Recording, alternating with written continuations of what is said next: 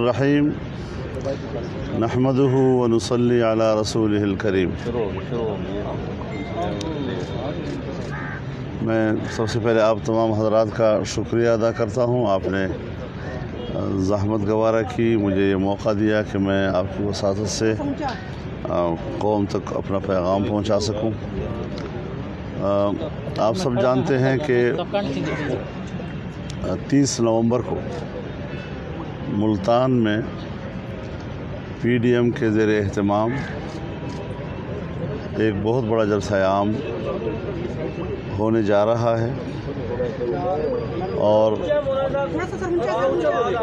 اور یہاں آج جمعیت علماء اسلام کی جنوبی پنجاب کے اضلاع اور تحصیلوں کے ذمہ داران، وہاں کی عام علاجات سب یہاں موجود ہیں اس بات کی مشاورت کے لیے کہ اس جلسے کے لیے کمپین کس طرح منظم کی جائے، دوسری پی ڈی ایم کے تمام جماعتوں کے ساتھ رابطے کرنا، ان کے ساتھ ایک مشترکہ حکمت عملی بنانا، یہ ساری چیزیں اس کا موضوع ہیں۔ ظاہر ہے جی کہ اس وقت جو ملک کے حالات جا رہے ہیں، اور اس میں آپ نے دیکھا کہ گوجرانوالہ میں ہو، کراچی میں ہو، کوئٹہ میں ہو، عوام کے ایک بہت بڑے ہجوم نے اور بہت بڑی ایک شرکت دکھائی ہے اس میں، اور موجودہ حکومت سے جس انداز سے پبلک نے بیزاری کا اظہار کیا ہے، یہ سلسلہ ظاہر ہے ہر جگہ چلتا رہے گا، اور ملتان میں بھی جب جلسہ ہوگا تو انشاءاللہ ہر جلسہ دوسرے جلسے کا ریکارڈ توڑے گا۔ تو انشاءاللہ العزیز اس حوالے سے ایک مہم چل رہی ہے، اور ہم مطمئن ہیں کہ یہ تحریک بڑی کامیابی کے ساتھ آگے بڑھے گی۔ اس وقت جو پوری امت مسلمہ کے لیے انتہائی تشویش کا اور اضطراب کا باعث ہے، وہ فرانس میں، اور پھر فرانس کی حکومت اور وہاں کے صدر کے ایما پر جناب رسول اللہ صلی اللہ علیہ وسلم کے خاکے دیواروں پہ لٹکائے گئے، سرکاری عمارتوں پہ لٹکائے گئے، اور جس کے خلاف پوری دنیا میں پوری امت مسلمہ اس وقت احتجاج پر ہے۔ خود فرانس کے اندر پرتشدد واقعات رونما ہوئے ہیں، اور دونوں طرف سے ایک شدت کی کیفیت پیدا ہوئی ہے۔ وقت ثابت کر رہا ہے کہ مسلمان شدت پسند نہیں ہے، بلکہ مغربی دنیا شدت پسند ہے، اور آئے روز مسلمانوں کو اشتعال دلانے کی حربے استعمال کر رہی ہے، تاکہ الزام جو ہے شدت اور اشتعال کا مسلمانوں پہ لایا جا سکے۔ تو اس اعتبار سے پاکستان میں بھی بھرپور طور پر عوام میں ایک اضطراب اور احتجاج پایا جا رہا ہے، اور ربیع الاول کے مہینے میں پاکستان کے مسلمان اور دنیا بھر کے مسلمان جناب رسول اللہ صلی اللہ علیہ وسلم سے اپنی عقیدت اور محبت کا اظہار کریں گے، اور جن ملکوں میں اس قسم کے نازیبہ حرکات ہو رہی ہیں اور آپ کی عزت و ناموس کے برعکس اقدامات ہو رہے ہیں آپ کے خلاف، انشاءاللہ امت مسلمہ کی وحدت کا سبب بنے گا۔ ہر مسلمان آج ایک پلیٹ فارم پر ہے، اور ہر شخص یہ سوچ رہا ہے کہ مغرب اور مغرب کی سوچ وہ انتہا پسندانہ ہے، اور وہ مسلمانوں کے ساتھ نفرت کا اظہار کر رہے ہیں۔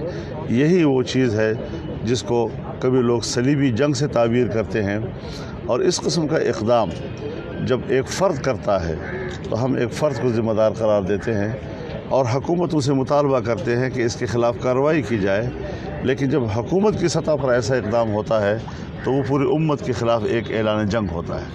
تو امت مسلمہ سے ہماری اپیل یہی ہے کہ جتنے بھی معاہدات کاروباری حوالے سے فرانس کے ساتھ ہیں، وہ سب منقطع کر دیے جائیں، اور ان کو بتا دیا جائے کہ ہم آپ سے معاشی طور پر مکمل بائیکاٹ کر رہے ہیں، اور یہ ایک احتجاج ریکارڈ کرانا ہوتا ہے۔ اس سے ان کو ذرا احساس دلانا ہوتا ہے کہ یہ اقدامات کم از کم ایک مسلمان جناب رسول اللہ صلی اللہ علیہ وسلم کے حق میں قبول کرنے اور برداشت کرنے کے لیے تیار نہیں ہے۔ جی فرمایا۔ مولانا صاحب یہ فرمائیے گا کہ کرونا کی لہر دوبارہ سے سر اٹھا رہی ہے، اگر NCOC نے فیصلہ کیا کہ جلسے جلوسوں پر پابندی لگائی جائے، کیا آپ اس کے اوپر عمل درآمد کریں گے اگر NCOC نے فیصلہ کیا؟ آپ میرے خیال میں کووڈ-19 کی بات کر رہے ہیں۔ جی کووڈ-19۔ تو ہم تو کووڈ-18 کے ساتھ نبرد آزما ہیں اور انشاءاللہ یہ جنگ جاری رہے گی۔ مولانا یہ فرما دیجیے گا کہ حکومت یہ کہتی ہے کہ 15 جنوری تک جو قومی دولت لوٹنے والے ہیں وہ جیل میں ہوں گے، جبکہ PDM کی طرف سے دسمبر کا الٹیمیٹم دیا گیا کہ دسمبر تک حکومت کا خاتمہ ہو جائے گا۔ کیا آپ سمجھتے ہیں کہ دسمبر تک PDM اپنا ہدف حاصل کر لے گی؟ دیکھیے جو حالات بن رہے ہیں اس میں تو عوام بیزار ہو چکے ہیں، اور خود حکومت کو بھی اس بات کا پورا ادراک ہے کہ عوام نہ ہمیں اپنا نمائندہ حکومت سمجھتی ہے اور نہ ہی عوام ہمیں حکومت کرنے کا اہل سمجھتی ہے، کیونکہ کارکردگی کے لحاظ سے بھی پوری دنیا اس بات پر متفق ہے کہ پاکستان کی حکومت کارکردگی کے لحاظ سے بہت پیچھے چلی گئی ہے۔ عام آدمی 2 سال کے اندر براہ راست متاثر ہوا ہے ان کی معاشی پالیسیوں کے نتیجے میں۔ تو ظاہر ہے کہ حکومت نہیں ہے پاکستان میں، اور جو ہے وہ کسی بیساکھی پہ کھڑی ہے، جو ہی وہ بیساکھی ہٹتی ہے یہ نہیں ہوں گے۔ سر یہ بتائیے کہ آپ 70 سال بعد ایک ایسا ایشو جو کہ پاکستان اور ہماری بہادر مسلح افواج اور ہماری معیشت کے لیے بحران کا سبب بنا ہوا تھا، یہ ایک سامنے آپ لائے ہیں۔ اب خدشات یہ ظاہر کیے جا رہے ہیں کہ یا تو PDM میں دراڑیں ڈلوائی جائیں گی یا پھر آپ کمپرومائز کر جائیں گے، کیا کہتے ہیں اس حوالے سے؟ دیکھیے مجھے تو آپ جانتے ہیں کہ میں اصولوں پر کبھی کمپرومائز کرنے والا بندہ نہیں ہوں جی۔ سیاست میں مصلحتیں آتی رہتی ہیں، لیکن ایک اصولی موقف جو واضح ہوتا ہے اس پر کسی قسم کی کمپرومائز، اور انہوں نے دراڑ ڈالنے کی کوشش کی کہ کراچی میں جس طرح مریم نواز صاحب کے کمرے میں وہاں پر رینجر گھسے ہیں، اور ان کا خیال یہ تھا کہ وہاں پر چونکہ صوبائی حکومت پیپلز پارٹی کے ہاتھ میں ہے تو ہم اس طریقے سے مسلم لیگ اور پیپلز پارٹی کے درمیان ایک رسہ کشی اور ایک دوسرے کو اس کے سامنے آنے کے لیے مجبور کر دیں گے۔ لیکن پیپلز پارٹی نے وہاں جو رویہ اختیار کیا بہت ہی دانشمندانہ تھا، اور بھرپور طور پر انہوں نے اس پر پوری PDM کا ساتھ دیا۔ اس واقعے کے خلاف پوری حکومت میدان میں آ گئی، اور اس کے بعد آپ نے دیکھا کہ وہاں کی پولیس نے جو رد عمل دیا ہے وہ رد عمل بہت ہی حوصلہ افزا ہے۔ تو پاکستان کی تاریخ میں پہلی مرتبہ ایسا رد عمل آیا ہے جو ہم سمجھتے ہیں کہ عام طور پر ایسا ہونا نہیں چاہیے، لیکن کیوں ایک ادارے کو اس حد تک مجبور کر دیا گیا کہ ان کو SSP لیول پر بھی چھٹیاں لے کر ذمہ داریوں سے عہدہ برا ہونے پر مجبور کیا گیا ہے۔ کشمیر کے مسئلے کیا کہیں گے؟ کیا صورتحال آپ دیکھ رہے ہیں اس وقت حکومت جس حالات سے گزر رہی ہے؟ دیکھیے کشمیر تو آپ جانتے ہیں کہ کشمیر کو 3 حصوں میں تقسیم کرنے کا فارمولہ تو خود عمران خان کا تھا پہلے سے۔ اب اسی کو سامنے رکھتے ہوئے آپ دیکھیں کہ مقبوضہ کشمیر کے اسپیشل اسٹیٹس کو ختم کر کے اس کو باقاعدہ ہندوستان کی دوسری ریاستوں کی طرح حیثیت دی گئی، اور اس پر آپ اس کا بھی مشاہدہ کر رہے ہیں کہ پاکستان کی سفارتی کوششیں کیا ہیں، ایفرٹس کیا ہیں، کچھ بھی نہیں۔ اس سے معلوم ہوتا ہے کہ ایک خاموشی جو رضامندی کی علامت ہوتی ہے یہ اس طرح کی ایک خاموشی تھی۔ اور پھر اس کے بعد اب دوسرا مسئلہ جو ہے گلگت بلتستان کا اٹھایا گیا ہے، جہاں پر کشمیریوں کو اعتماد میں نہیں لیا جا رہا، جہاں پر اسٹیک ہولڈرز کو اعتماد میں نہیں لیا جا رہا۔ اگر جو کچھ انہوں نے کیا ہے اور جو کچھ یہاں ہم کریں، اصولی طور پر پھر یہ بتائیں کہ 1949 کی قراردادوں اور اس حوالے سے پاکستان کے موقف کا کیا بنے گا۔ یعنی جب پاکستان نے 1949 میں اقوام متحدہ کے اندر سلامتی کونسل کے اندر جو کشمیر کے نقشے خود جمع کرائے ہیں اور اس کے اندر گلگت بلتستان کو ڈالا ہے، اور پھر آزاد کشمیر کی سپریم کورٹ کا فیصلہ ہے کہ Gilgit Baltistan is a part of all Jammu Kashmir. तो उस हवाले से पाकिस्तान को अपने उसूली मौक़िफ़ की तरफ भी देखना होगा कि अगर वो कश्मीरियों को इस तरह मायूस करेंगे तो उनकी जो 72 साल से जो उनके खून पर हमने सियासत की है, जहां हमने उनके माओ बहनों की इस्मतों पे सियासत की है, जहां हमने उनके बच्चों के चेहरों से छलकते हुए खून पे सियासत की है, उन बेचारों का क्या बनेगा? तो वो किस तरह पाकिस्तान पर कोई कौम आज के बाद एतमाद करेगी? पाकिस्तान एक मुल्क है, पाकिस्तान के अंदर 22 करोड़ अवाम रहते हैं, उसका अपना एक मकाम है दुनिया में। दुनिया क्या सोचेगी हमारे बारे में कि पाकिस्तान के लिए हम कुर्बानियाँ दें और फिर बाद में उसका नतीजा ये निकले? तो मेरे ख्याल में हमें इस किस्म की हरकतों से बाज रहना चाहिए। लहर है दहशतगर्दी की, तो पीडीएम के जलसे इससे मुतासर हो सकते हैं, आपको क्या लगता है? हम जलसे करते रहेंगे और तहफ़्फ़ुज़ देना ये रियासत की ज़िम्मेदारी है। अगर रियासत हाथ उठा ले और कहे कि हम अब अपने शहरियों को तहफ़्फ़ुज़ नहीं दे सकते, इंशाअल्लाह हमारा रज़ाकार ख़ुद अपने इज्तिमात को सिक्योरिटी मुहैया करें। साहब, हुकूमत का मीडिया पर दबाव बढ़ता जा रहा है, मीडिया वर्कर्स बेरोज़गार हो रहे हैं, 24 न्यूज़ की नशरियात को बंद हुए आज 2 माह मुकम्मल हो गए हैं, तो क्या कहेंगे? हुकूमत जो है कार्रवाई करी, इंतकामी कार्रवाई इस हवाले से क्या कहेंगे? ये डिक्टेटरशिप की अलामत है। जिस वक्त मीडिया के गले को दबाया जाता है, सियासत के गले को दबाया जाता है, तो ये डिक्टेटरशिप की अलामत होती है। तो जो शिकायत आप कर रहे हैं यही शिकायत हमें है, और हम इस महाज पर मीडिया के शाना बशाना खड़े हैं, उनके एहतजाज में हम उनके साथ शरीक हैं, और ये अलामत है इस बात की कि पाकिस्तान में जमहूरी हुकूमत नहीं है। नवाज शरीफ मौलाना साहब से पहले आ जाएंगे, कोई है साथ ऐड करने?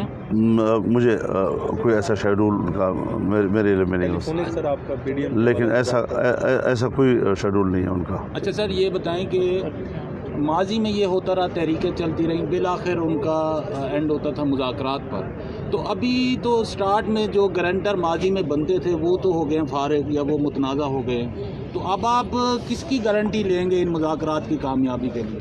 हम न मुज़ाकरात करते हैं न इनके साथ मुज़ाकरात के हम हक़ में हैं। अल्टीमेट आखिर सलूशन इसका क्या होगा? सलूशन यही है कि इलेक्शन कमीशन इस इंतखाब को मनसूख करे और नए इंतखाब का ऐलान करे। अच्छा, इन-हाउस तब्दीली के बारे में सर आप क्या? सी पैक का आप मौजूदा हुकूमत के होते हुए सी पैक का क्या फ्यूचर देख रहे हैं? सी पैक एक तो फ्यूचर क्या है, उसके फ्यूचर को तो तबाह कर दिया गया है, जिससे खित्ते में हमारे सबसे बड़े दोस्त, गहरे दोस्त, मीठे दोस्त चाइना के एतमाद को धचका लगा है। और इसके अलावा तो बाकी तो हम ऑलरेडी फारिग हैं, अपने खित्ते में तनहा हैं। और अब आज एक कानून साज़ी हो रही है कि जिसमें सी पैक के जो चेयरमैन हैं या उनका जो अमला है उसको नेब और एहतसाबी इदारों के से मुस्तस्ना करार दिया जा रहा है। यानी मतलब ये है कि एक तो सी पैक को डबो दिया गया, डबोने के बाद अब उसमें करप्शन के रास्ते भी आज़ाद कर दिए जाएंगे, क्योंकि उनको एहतसाब के तमाम इदारों से मुस्तस्ना करार दिया जा रहा है। इसे कहते हैं कि सरकारी तौर पर कानूनी करप्शन, कानून के ज़रिए से आप करप्शन के ख़ुद रास्ते खोल रहे हैं और लोगों को छुट्टी दे रहे हैं कि सी पैक जैसे मंसूबे के लिए कोई एहतसाब नहीं होगा, न एहतसाबी इदारा जो है उसको हाथ डाल सकता है। शिबली फराज साहब ने आज सेनेट में इसी बात के ऊपर फरमाया कि जो सी पैक के मनसूबे थे उसमें नवाज शरीफ, शहबाज शरीफ या पिछली हुकूमतें अपनी बड़ी बड़ी तस्वीरें ला के खुद फीते काटते थे, अब बतौर एक इंस्टीट्यूशन एक इदारा बनेगा, वही इसको मॉनिटर करेगा।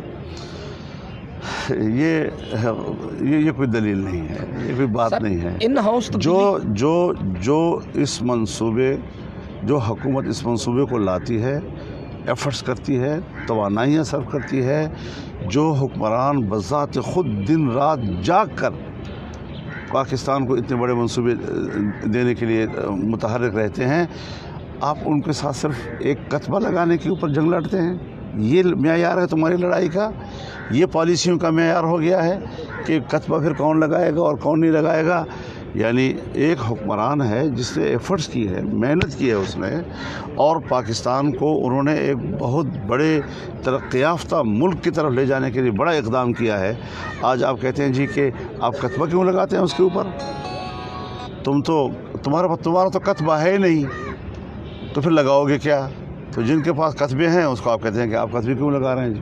अमेरिका में सर सदारती इलेक्शन की बात हो रही है, उस हवाले से आप अपना नुक्ता नज़र रखते हैं? देखिए, अमेरिका में इलेक्शन हो, तब्दीलियाँ आएँ वहाँ पर, लेकिन बैनुल-अक़वामी पॉलिसियाँ तब्दील नहीं होती उनकी।